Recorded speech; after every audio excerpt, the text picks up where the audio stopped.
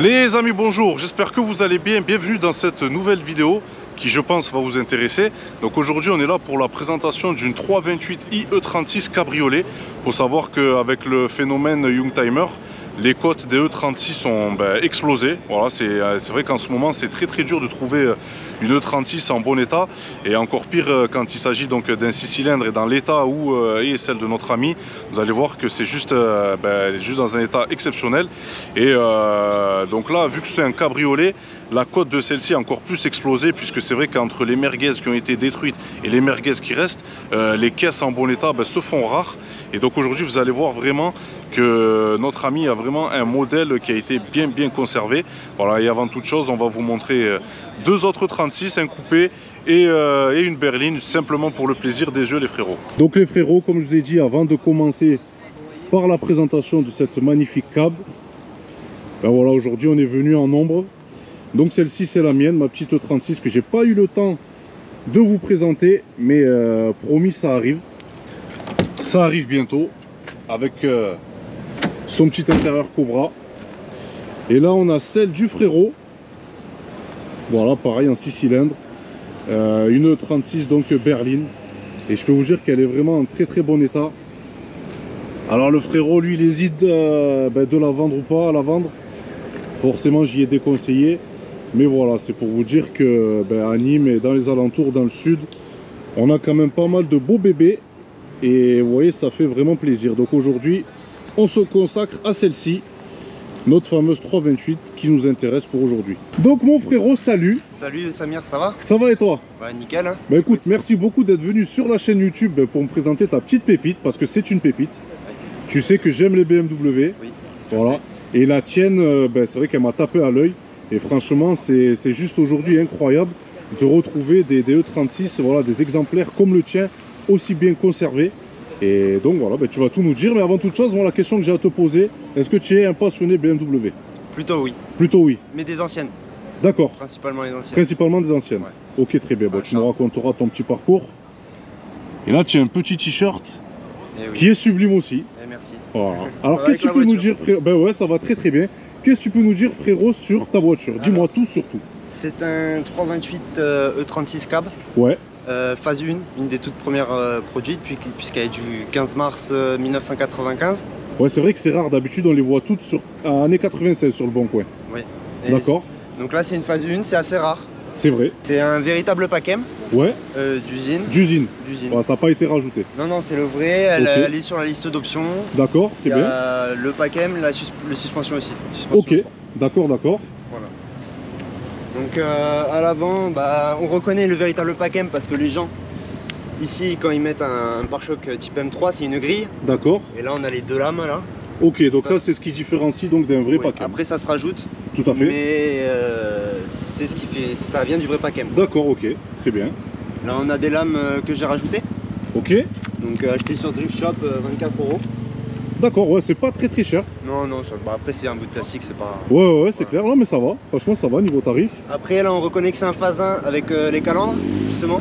Ouais, parce que justement phase 1, phase 2 c'est pas pareil. Non, elles sont un peu plus arrondies, elles font plus penser au 46, celle du phase 2. Ouais, c'était les prémices du E46. Ça. Et elles sont pas d'origine, parce que d'origine elles ont le cerclage chromé. D'accord. Bah écoute, moi je trouve que ça lui va très bien avec le gris. Ouais, ça lui va vraiment bien. 432 que je viens d'acheter chez BMW. Donc là, tu me confirmes, frérot, que c'est des véritables? Oui, c'est des véritables, il n'y a pas de souci. D'accord, donc elles sont toujours produites?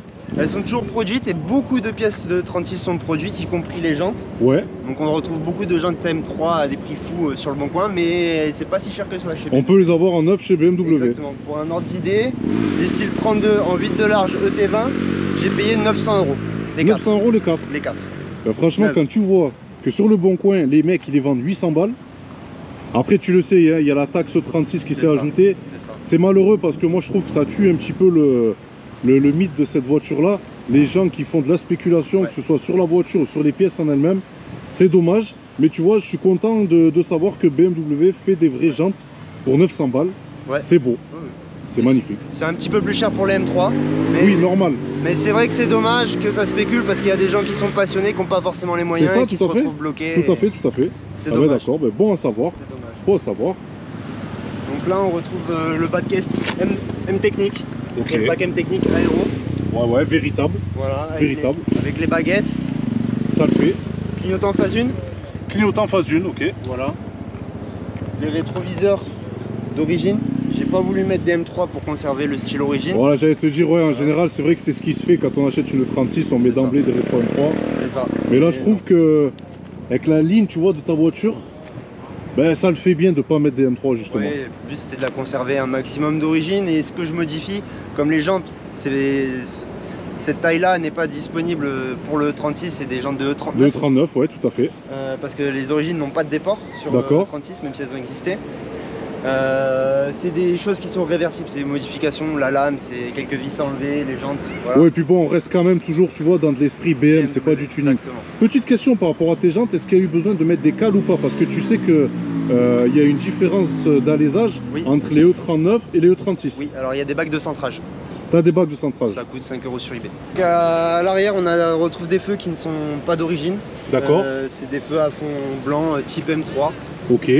D'origine, c'est des feux orange, comme sur les répétiteurs sur les côtés.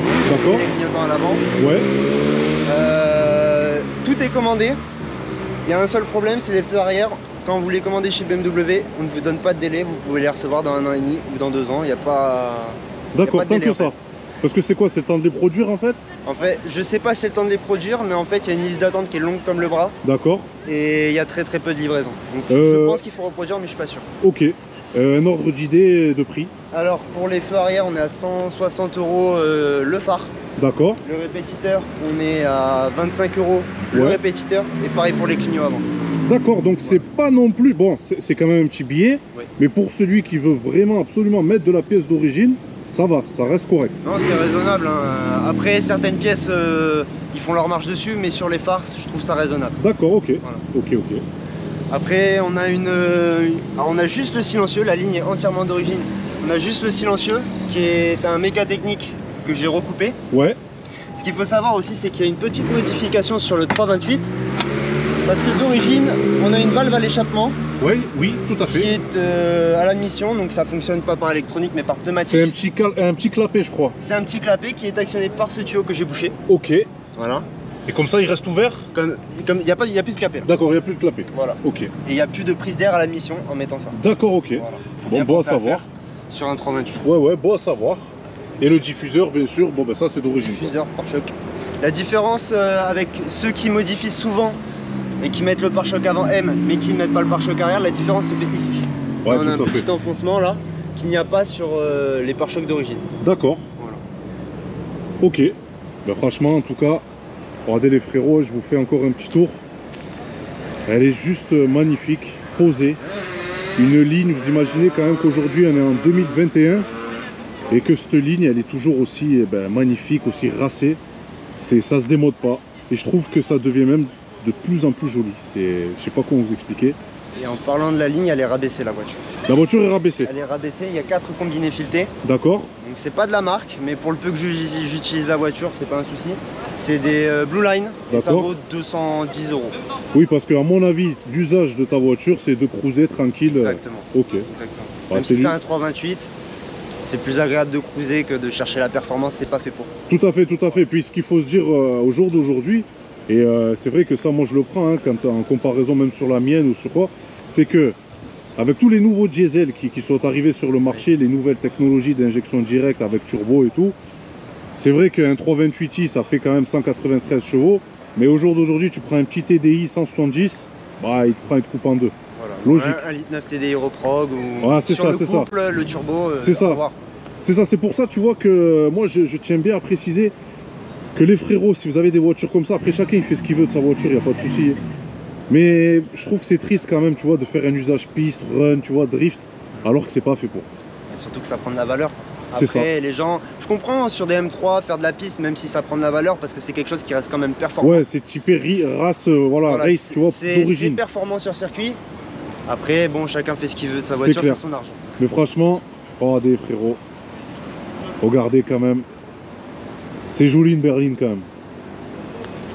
Et une coupée aussi. C'est dommage qu'on n'ait pas la break aujourd'hui. Mais c'est vrai que pour moi c'est l'une des plus belles époques, les E36. C'était l'époque où tout était en francs, où la vie était pas très chère. Et il n'y avait pas tous ces problèmes de société. Et le permis. Et le permis aussi. Avec tous ces radars. Tout à fait.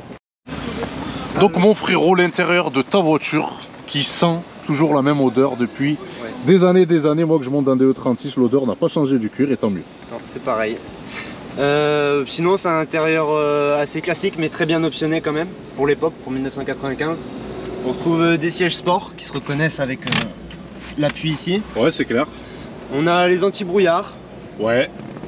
Après c'est un compteur basique de 328 jusqu'à 260. Propre, ouais. En pointe, j'ai pas essayé, je vais pas te mentir. Ouais. C'est pas le but. Non, c'est pas le but. Faut la préserver la petite mamie. Ensuite on retrouve l'autoradio d'origine. Ça c'est beau par contre. Modifié pour recevoir un téléphone. D'accord. Donc on peut modifier en changeant la source ici. Ça c'est vraiment beau, tu vois. Ça c'est un truc que j'aime bien, tu vois, les autoradios d'origine, c'est... Je trouve qu'à l'intérieur, ça lui donne vraiment, tu vois, le truc qui manque, tu vois. Ouais, ça dénature pas la voiture. Exactement, exactement. Après c'est vrai que c'est plus pratique d'avoir un bel autoradio, de modifier la commande de clim, la passer en dessous et de mettre un écran. C'est pratique, mais c'est pas l'esprit de la voiture. Non, pas du tout. Je suis d'accord avec toi. Après on en retrouve l'ordinateur de bord 18 touches. Alors ça aussi c'est une petite pépite hein, qui fonctionne. Il n'y a pas de problème de pixels. Il n'y a pas de souci. Ok. Ah, franchement ça fait plaisir. Et qui se commande ici. D'accord, ok. Voilà, un véritable ordinateur de bord. Vous pouvez voir que c'est pas écrit en français. D'accord. C'est une origine belge. Ok, d'accord. Voilà. Bon, ça c'est bien pour l'histoire de la voiture, c'est bien de savoir. Elle est en France depuis 2017. D'accord, ok. Elle a le Carpass, elle a tout. Ouais, justement, parce que je sais que la Belgique, les voitures qui proviennent de Belgique en général sont moins sujets aux problèmes de kilométrage que les voisins allemands. Non, mais par contre elles sont plus sujets à la rouille. À la rouille, ouais, ok. Donc là-bas ils salent fort les routes. C'est clair. Et là, on prenne pas comme pas possible. Celle-là, elle est clean. Ouais, elle est clean. Elle est clean. Bah, tant mieux. Tant mieux pour toi. Pour en revenir à l'intérieur, elle est assez bien optionnée. Donc on retrouve les sièges chauffants, la capote automatique. Ok. Et c'est une option aussi, c'est l'anti-patinage déconnectable. La SC plus T, ils appellent ça. Ouais, c'est ça. Ici, on retrouve les commandes de vitres. Donc ici, avant, arrière. Ouais. Ça, c'est pour tout remonter. Ok, pratique. Très pratique. Voilà. Très pratique. Là, on a un pommeau qui est neuf. Ok. Avec une pastille qui, je crois, provient d'un Z1.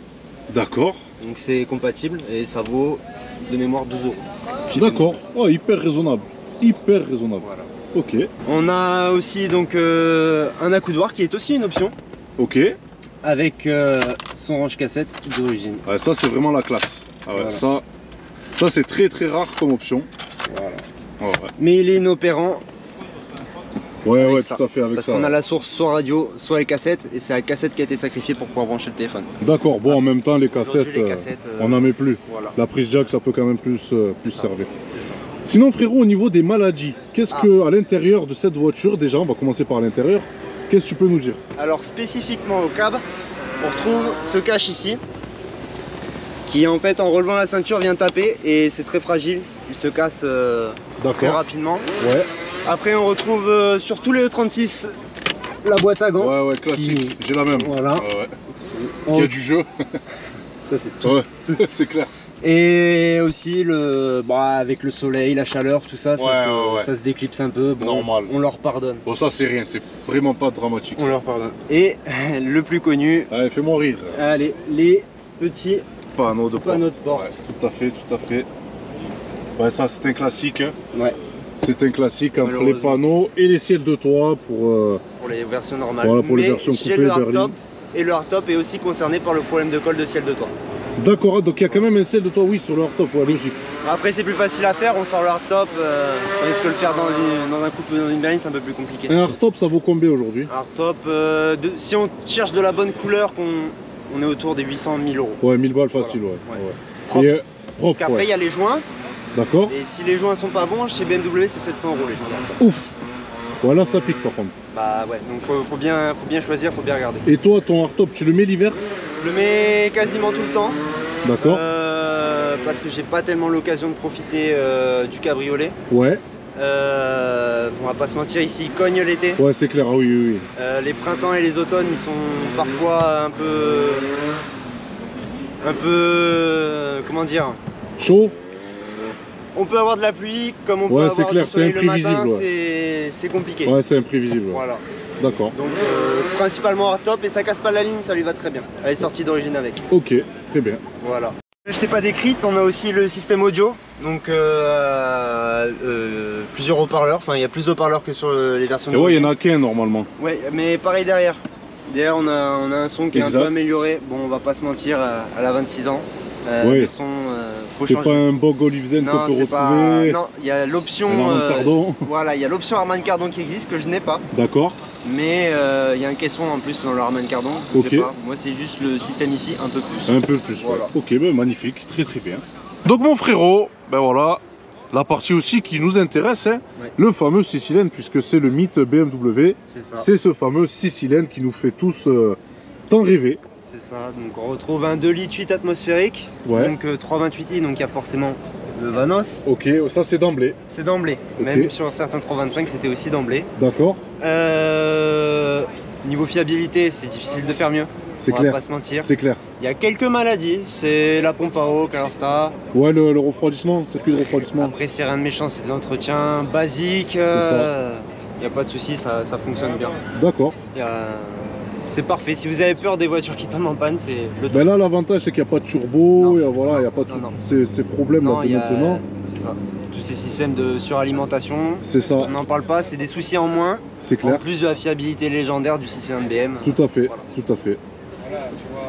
Et après, niveau maladie mécanique sur cette voiture, qu'est-ce que tu peux me dire de plus? Maladie mécanique? Ouais. Sur le châssis, oui. Alors, qu'est-ce que tu peux me dire sur le châssis? Alors, le châssis, on retrouve souvent les ailes qui rouillent, les passages d'ailes. Ouais. On retrouve aussi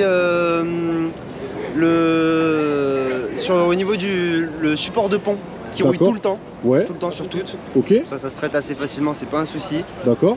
Et le plus chiant, on va pas se mentir, c'est le train arrière qui s'arrache. Comme sur les E46. Exactement, comme sur les E46, les phases 1 en général. Ouais. C'est la même maladie, ça s'arrache avec le temps et puis on va pas se mentir, c'est aussi avec l'usage que certains en font. Ouais, c'est ça, si le mec il drift, au feu rouge il part en première à fond, ça burn. Peut le faire, c'est fait pour, mais il faut pas trop le faire. Faut pas abuser, ouais. Voilà. Faut pas en abuser, ouais. C'est ça. Tout à fait, je sais que en général les gens qu'est-ce qu'ils font? Ils prennent des renforts de M3. Ça. Voilà, ils ressoudent avec ça et apparemment... Ils rachètent des renforts qui se trouvent sur Drift Shop, sur ces sites comme ça se trouve. Ouais. Après la prestation, tomber le train arrière, ressouder, en général c'est autour des 1500 € minimum. Ben, en général, en plus quand on fait ça, on refait les cylindres blocs, on change tout, donc c'est pour ça aussi que ça... Le train arrière, il y a des cylindres blocs de partout. Ouais. Qui sont souvent très usés. Ok. Et que c'est quand même mieux de remplacer, quitte à tomber le train arrière, autant tout démonter, tout refaire. Autant tout faire, ouais, tout à fait. C'est ça. Donc les amis, nous voici à bord de cette magnifique 328 E36 avec Maxime voilà. Et un beau soleil. Voilà, puisqu'on est dans le sud, on a de la chance de pouvoir profiter. Et je pense peut-être aussi frérot que c'est pour ça que tu as pris un cab. Ouais, c'est un peu pour ça. Alors, à la base, j'aurais préféré acheter un coupé.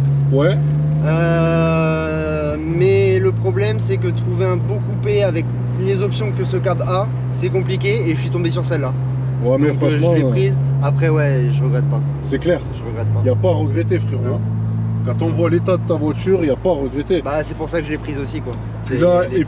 Et puis là, c'est vrai que c'est agréable, tu vois, d'en profiter en fin de journée comme ça. Ouais. Quand le soleil cogne pas trop, qu'il fait bon. Ouais. Là, c'est vraiment le paradis, quoi.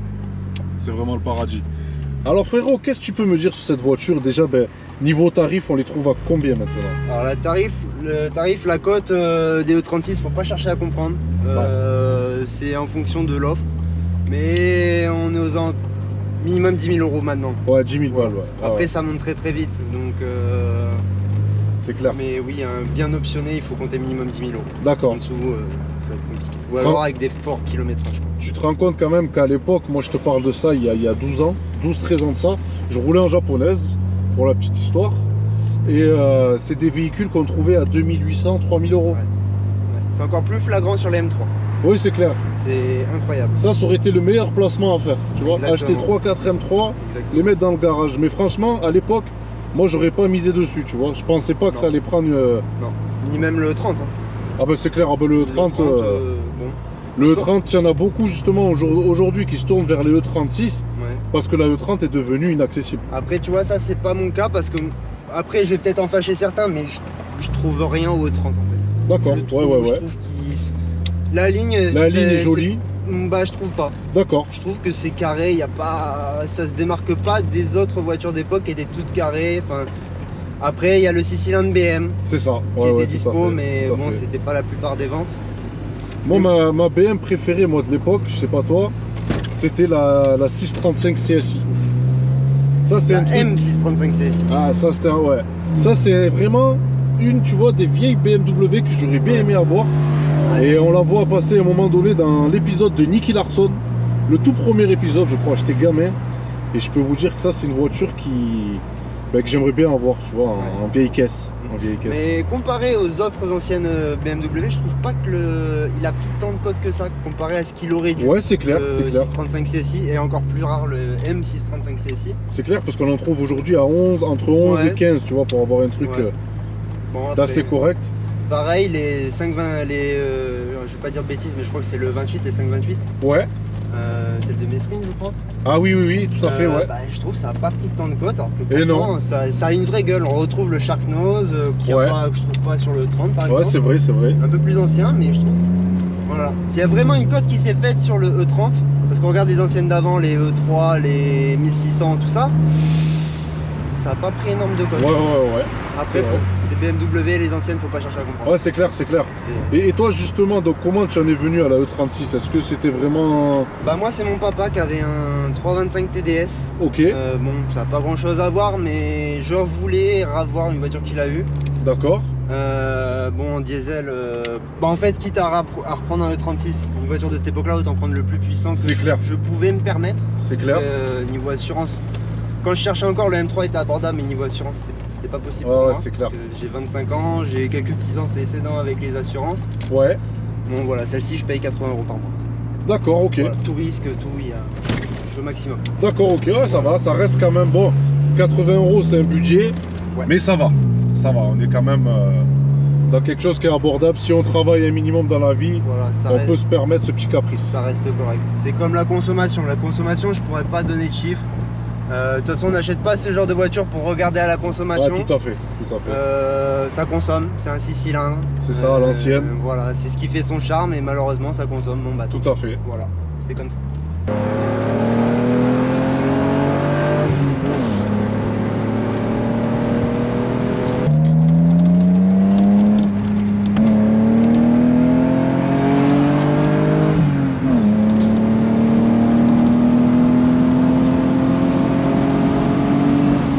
Donc les frérots, je conduis une 328i E36 aujourd'hui. Merci beaucoup déjà. Bah c'est avec plaisir, Fabien. Merci beaucoup. Je dois dire que je vais vraiment être honnête avec vous les frérots. C'est la première 328i E36 cabriolet que je conduis. J'ai possédé il y a à peu près 6 ans de ça une 328 en coupé. Mais j'ai jamais eu l'occasion de conduire une cabriolet. Et c'est vrai que c'est encore mieux que d'être passager, même si on est bien en tant que passager. C'est royal, il n'y a rien à dire. La sonorité est magnifique. Bon, la conduite, tout ce qui est pédale, le levier de vitesse, ça change pas. Mais par contre, voilà, on est... Toujours le même freinage qui est problématique sur le 36. C'est clair, c'est clair. Il n'y a pas de mordant. Il faut vraiment appuyer fort pour avoir un freinage à peu près correct. Tout à fait. Si on veut chercher un petit peu de performance, c'est une des premières choses qu'il faut changer. Ouais, c'est clair, c'est clair, c'est clair. Moi, ce qui me frappe le plus, les amis, donc vous le savez, j'ai une 323i E36 que j'ai pas eu le temps de vous présenter sur la chaîne YouTube. Donc qui développe 170 chevaux puisqu'il est d'origine. Et donc il s'agit d'un 2,5 litres. Hein. C'est vrai que beaucoup de personnes font l'amalgame, pensent que c'est un 2,3 litres alors que pas du tout, c'est un 2,5 litres. Là, sur cette version-là, en 328i, qui je rappelle développe 193 chevaux, on a vraiment un couple en bas régime, un coffre qui est quand même inégalable. Il n'y a pas match. C'est vraiment, dès qu'on appuie, ça part de suite. Voilà, ça réagit de suite. Et c'est vraiment très très agréable. C'est pour ça d'ailleurs que Ce moteur-là, en fait, il a vraiment été développé comme ça. C'est-à-dire que le but, c'était d'en faire un moteur très coupleux en bas régime, mais qui est capable, voilà, de prendre les 6500 tours, frôler les 7000 tours, la zone rouge, puisque c'est un moteur essence. Et c'est là la particularité de ce 2,8 litres, puisqu'il s'agit vraiment d'un 2,8 litres.